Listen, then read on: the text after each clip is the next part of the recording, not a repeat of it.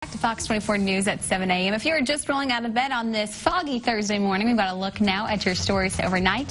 These are your top trenders. Number 5. If you think there's a day for everything, well, here's some proof that you're going to be right. Today is World Mosquito Day. It actually honors the work of British doctor Sir Ronald Ross. He discovered that mosquitoes carry malaria and laid the foundation for treatment of that deadly disease.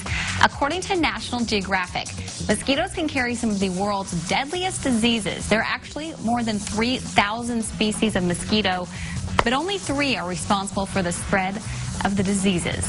Number 4, an online fundraiser to conserve and display Neil Armstrong's Apollo 11 spacesuit rocketed to its goal of $700,000. With 17 hours left in its month-long campaign, $719,000 was pledged to bring the project to life. The Smithsonian now plans to conserve, digitize, and display Armstrong's and Alan Shepard's spacesuits in the upcoming Destination Moon exhibition. Armstrong was the first person to walk on the moon in 1969.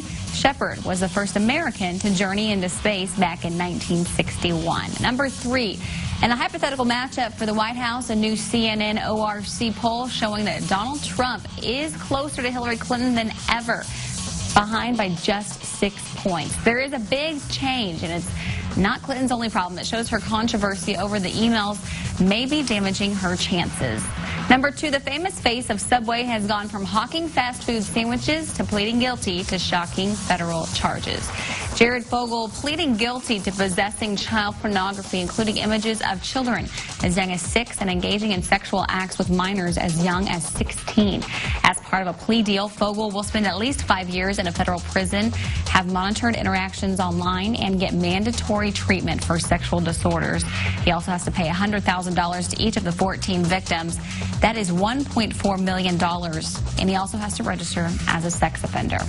And number 1, St. Louis police using tear gas to disperse protesters after officers shot and killed a young man on Wednesday.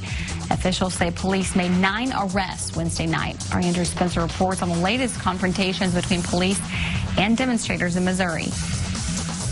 Protesters poured into an intersection after St. Louis police shot and killed a teenager on Wednesday. After repeated requests from police officers to clear the intersection, we started to make arrests. We made a couple of arrests, and people moved to the sidewalk, and peace was restored. The demonstrations turned into a game of cat and mouse. Police say protesters would keep returning to the streets after officers left the scene.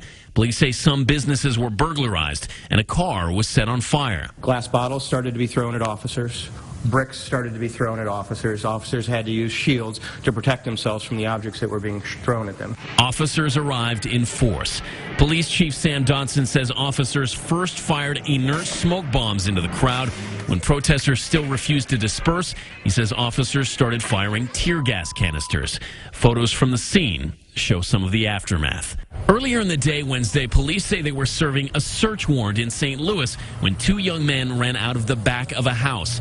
2 officers ordered them to stop, and police say one of the young men pointed a gun at them, and they returned fire, killing the 18-year-old. In that search warrant, what you found were guns and drugs, and so that's what we were looking for in that house. Neighborhood where the business just next door was shot. People in the building were shot at earlier this week. A homicide just a couple of blocks away. Police say the 18-year-old's gun was stolen. The other young man got away.